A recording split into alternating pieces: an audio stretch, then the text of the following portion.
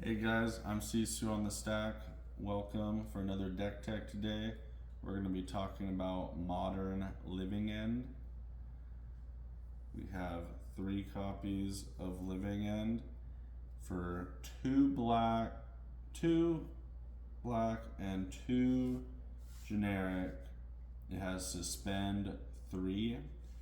Each player exiles all creature cards from their graveyard, then sacrifice all creatures they control, then put all cards they exile this way onto the battlefield.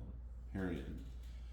So we're not going to suspend this. We're going to cascade into it with either Violent Outburst, which is a 3-mana instant spell. It has Cascade.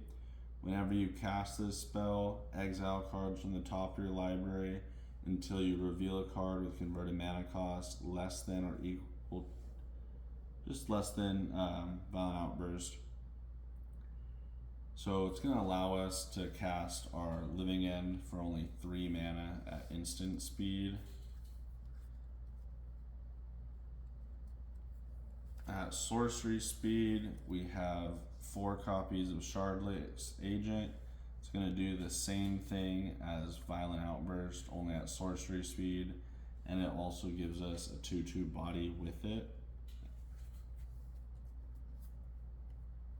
And then we have, for free, we have our Street Wraith, so we can use that to cycle early. We want to use Street Wraith Curator to fill our yard.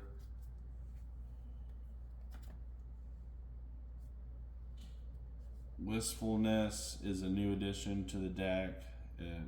It's good interaction and it also fills our yard. It's good to cast and it's also great to evoke.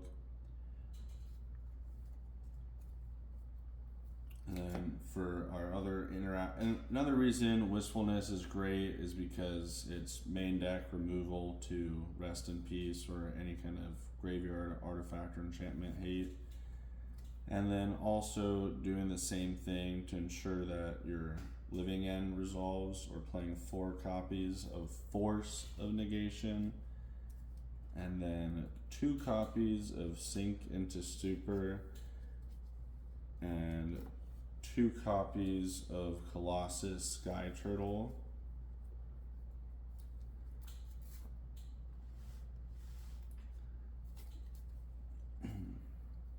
We're also playing 4 copies of Subtlety.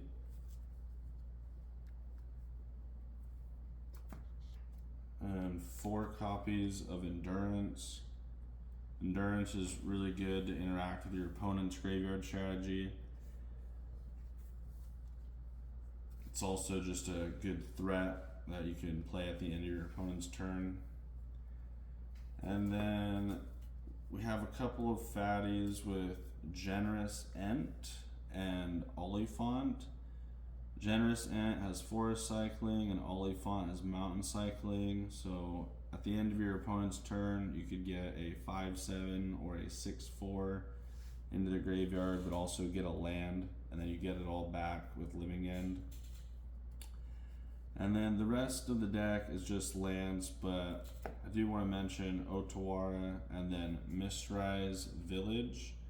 With Mistrise Village against the control decks, you could just turn a game that's fair into not fair at all. And then we play 4 Misty Rainforest as our fetch land of choice, and then just 1 copy of Scalding Tarn. And then we have 1 of each Shock, and then 1 of each Surveil land. The Surveil lands are really important because we can manipulate our draws and dig for 1 of our Cascade pieces, or we can just put a Colossus Sky Turtle into the graveyard and have a huge fatty to reanimate on turn 3. And then we only play 2 basics. That can be a downfall, but other than that, our mana is really good. I used this deck last week to qualify for Baltimore, and I'll be playing this deck again tomorrow to try and qualify for Los Angeles. We could talk about the sideboard, but it's really whatever you expect your meta to be. I can share what I'm using. I always run into Storm, so I have Deafening Silence. And then for the Gorios, Atraxa matchups, I'm playing 2 Inevitable Trails. And then I'm playing Foundation Breaker. He's going to come in when I'm expecting my opponent to have enchantments that I'm going to have to deal with. And then I'm playing 3 copies of Ingot Chewer. Most commonly, you might see somebody playing just 1 copy, but I like to see an Ingot Chewer in my opening hand and then be able to go off on turn 3 reliably against a lot of the format's hate. And then I have 4 copies of Mystical Dispute for any of the blue matchups. And then once again for Artifact and Enchantment hate, I'm playing 4 copies of Force of Vigor. It's great against Affinity. It's great against Amulet Titan. If you're expecting to see Amulet Titan, this is a great list to play. If you're expecting to see a lot of prowess, it's not so good. Anyways, if you made it this far, thanks for watching.